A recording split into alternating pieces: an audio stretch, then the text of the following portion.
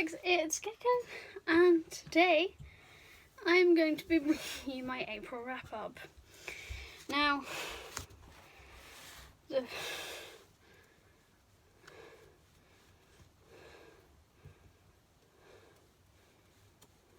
I read 13 books. One has gone back to the library, and it was the one I read first, and that's The Girl Who Loved Tom Gordon by Stephen King. It was really good. It was about a girl who gets lost in the wilderness and straight up this imaginary friendship with the baseball player Tom Gordon, or a fictional imagining of him. And it was really good. Like I said, I read it at the beginning of last month. I had to go back to the library so I can get the other ones that I have. So moving on to the books I still physically have. A bunch of these I just read on audio. But we'll start with The Stormcrow by Kaylin Josephson, which I got in a fairy loot as an ARC. As you can see, it came out on the 9th of July 3 years ago.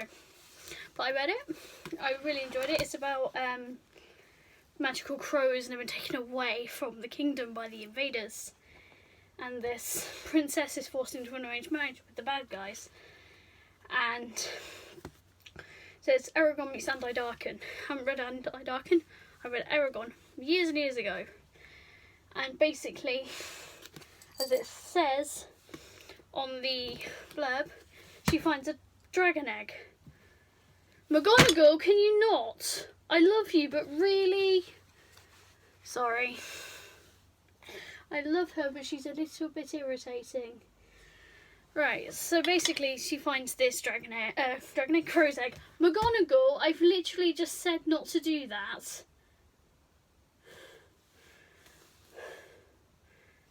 And she's going to ignore me. Right. But anyway, the sisters find this crow's egg. And basically each crow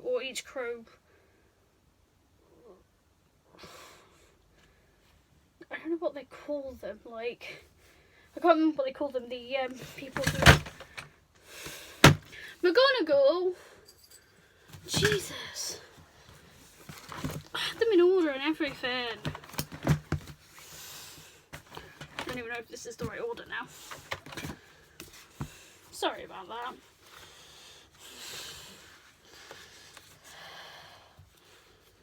And now she's going to sit in the window and sulk. I'm trying to do something. This video is going to be long enough without you, Missy. I love you, but Jesus. So anyway, she finds a Stormcrow, and she hatches the crow, and they have to learn how to do the magic because no one knows how to train the crows. And the sequel is coming out in paperback soon, so I can't wait to get the sequel, and I will be getting a finished copy of this. And I'll be probably keeping the ARC because it's really special to me that I got an ARC. And yeah.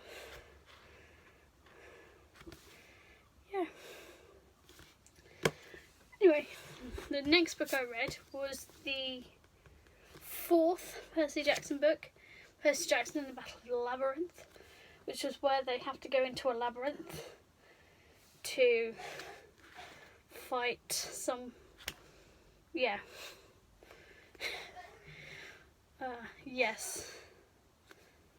It's basically him trying to beat Luke, one of the other kids at the camp, and basically the Minotaur, I believe, a lot of like other Greek mythical characters come into it. I remember the island of Calypso. That was really interesting to read about. Pretty sure there was a mention of Icarus in there. All load of things that were absolutely amazing. Oh, I didn't rate this one. I gave this one 5 stars. I gave The Girl of Tom Gordon 5 stars as well. Actually, most on this list I gave 5 stars because it was amazing. Anyway, really good. All the Greek myths. Even Cersei's getting mentioned. Although instead of turning men into pigs, she turns them into guinea pigs, which is quite cute. Next, I read The Assassins Apprentice by Robin Hobb, book 1 of the Farseer trilogy and the first book in the realm of the Owling, which is about a boy who is the bastard son of a prince, and his revelation causes his father, who cannot claim him, to abdicate, and he dies. And it's about Fitz growing up as a stable lad, and then because he's got royal blood, he's trained as an assassin, and it's all about politics things. I really enjoyed this book. I gave it 5 stars. I can't believe I've waited my entire life to read it, because this book actually came out in, when was it first published? 1995, so this book's the same age as me. And it's so pretty, and they all look like this, and they all got this like proper like fantasy scroll feel. I love them. Next, I read The Geography of You and Me by Jennifer E. Smith. I needed to read a book, what it was for. It was for something. Had to read it for a different reading challenge one I said I was doing. Basically about a boy and a girl who meet in an elevator, and then like life takes them to different places, and they send each other postcards. It was, yeah. I'm not really into romantic contemporary. This is contemporary, but what I'm going to do is I'm going to give this to my sister. I'm going to give this to my sister. It's the sort of thing she likes. So hopefully she'll like it. I gave this 4 stars though. The ending really saved it. Next, I read one of my favourite books ever, and one of my favourite books in the series, The Enemy by Lee Child. I listened to this on audio. I've been going through them again, but through the means of an audio book, and this is one of my favourites. This is New Year's Day 1990, and it says, and this is one of the only ones I will read, like the Jack Reacher ones I will do this because they don't really follow along, but in sometimes series they do follow along, so I don't really want to spoil things. This is obviously takes place in the past, so it doesn't follow on anything. It says, New Year's Day 1990, a soldier is found dead in a sleazy motel bed. Jack Reacher is the officer on duty. The soldier turns out to be a 2-star general. The situation is bad enough. Then Reacher finds the general's wife. This stomach-churning thriller turns back the clocks to a young Reacher in dog tags, a Reacher who still believes in the service, a Reacher who imposes army discipline, even if only in his own pragmatic way. And this is the one with his brother Joe, which I really enjoy. As a character, I think Joe Reacher is fantastic. And this focuses on their mother, and they find out who their mother was. And it's told in first person, so this is from Reacher's perspective. It was really nice to, obviously with the audiobook, hear, and I know it wasn't Reacher's words, it was Jeff Harding, but it was nice to hear someone speaking as Reacher. It felt really almost memoir-y, and I really liked the feel of that. But this is definitely my favourite one of the lot. Overall, I'd say yes, this is my favourite Reacher book so far. I haven't finished all of them though. Next is Bad Luck and Trouble, which is another one of my favourites. Not as quite as good as The Enemy, but I will say one of the characters in this who really helps Reacher is in this one right at the beginning. But this one is, you do not mess with Jack Reacher. He is as close to untraceable as a person can get. A loner, comfortable in his anonymity and solitude. So when a member of your old army unit finds a way to contact him, he knows this has to be serious. You do not mess with the special investigators. In the past, the elite team always watched each other's backs. Now one of them has shown up dead in the California desert, and 6 more are missing. Reacher's old buddies are in big trouble, and he can't let that go. This was really good. It was like getting the unit back together, because the unit doesn't really exist in this one, but seeing them all come together in this, and any book that Frances Neagley is in automatically is rated high. I love Frances Neagley. She's the closest thing Reacher has to her best friend, and she is amazing. She's the one who sends the message. I was going to say the 10:30. But that's how the military police in this book, and I guess real life, convey that they need help at 10:30. So it's really interesting to read about, and these two are definitely two that I will continue reading throughout my life because I do love them so much. Next we have Worth Dying For. And this is another really good one. At that point I was just going through what the library has. This is not particularly one of my favourite ones, but it is a really good book. I mean, they're all really good. Like, that's one of my favourite things about them. All the Reacher books are fantastic. What are you doing, Loki? So, there's deadly trouble in the wilds of Nebraska, and Reacher walks right into it. He falls foul of the Duncans, a local clan that has terrified the entire county into submission. But it's the unsolved case of a missing 8-year-old girl, already decades old, that Reacher can't let go. Reacher, bruised and battered, should have just kept on going. But for Reacher, that was impossible. What in this fearful rural county would be worth dying for? And actually, I just remembered I actually forgot to include books. I will include that in my May TBR, because it's in my bedroom and I finished it on the last day of April, but I never brought it in here. It's not a Reacher book. Next I read A Gathering of Shadows by V. Schwab. Finally, after saying I would read it for 2 years. Finally. It's the sequel to A Dark Shade of Magic, which is a portal fantasy, which coincidentally I have here, which is completely accidental, by the way. I didn't intend to have that here. It's just here. So I will read what happens in this one. This is the first one. This is the second one. Well, the book for my sister just doesn't want to be calm. If I put that up here. If I put it up there, I will forget about it. But anyway, this is the sequel.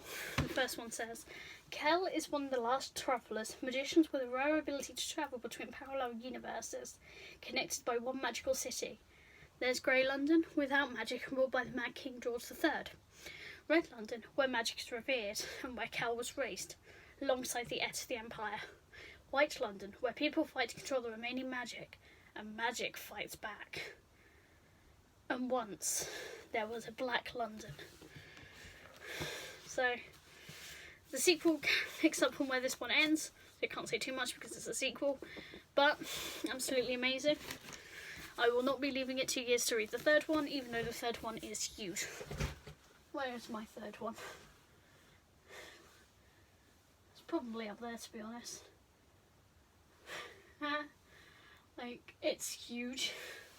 It's 660 something pages. But I really can't wait to read it. Next book I read, I was back on the Reacher. This is one shot. This is the first one they made into a movie.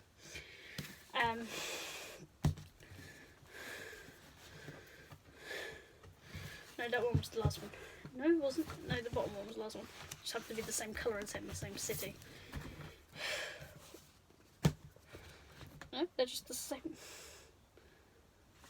They're just the same colour.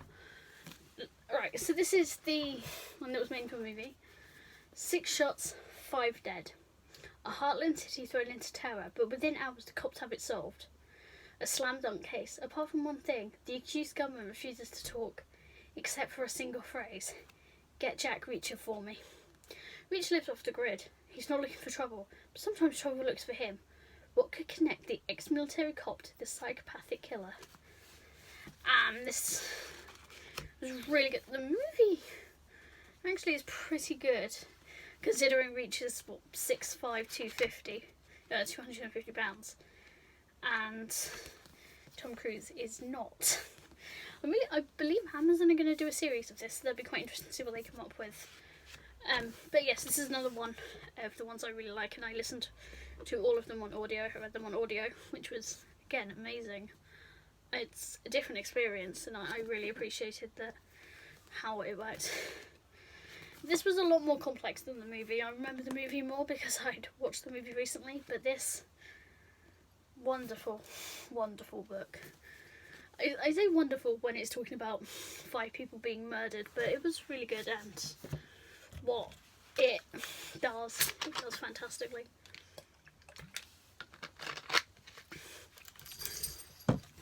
Next I read or listen to, depending on your definition. I say read and listen to interchangeably. Gone Tomorrow, which was amazing. This one I remember reading for the first time years ago and thinking, wow. And having the experience of it being on audio, it was still like, wow, this is really good. Like, I don't generally read outside of fantasy or sci-fi, like the occasional sci-fi, but I do read these thrillers and I'm in love with the series and I can't wait to read more. Anyway, this one is about suicide bombers that are easy to spot. They give out all kinds of telltale signs, mostly because they are nervous. By definition, they are all first-timers. There are 12 things to look for. New York City subway, 2 o'clock in the morning. Jack Reacher studies his fellow passengers. 4 are okay. The 5th isn't. Mog. He ticks off every bullet point on the list as the train breaks for Grand Central Station. Which is fantastic. It was really intense, that part on the train. But it goes way beyond that. Mog, can you move? Mog. I do apologise. Can you move that way, please? Thank you. If I move that as well, which is my current read. So yeah, it goes beyond the subway station and goes beyond anything like that. It was genuinely another really great Reacher book. Like, there's only been 2 I didn't like out of the 22 I've read. Next was 61 Hours. Get ready for the most exciting countdown of your life, it says. Hour 61. Icy winter in South Dakota. A bus skids and crashes in a gathering storm.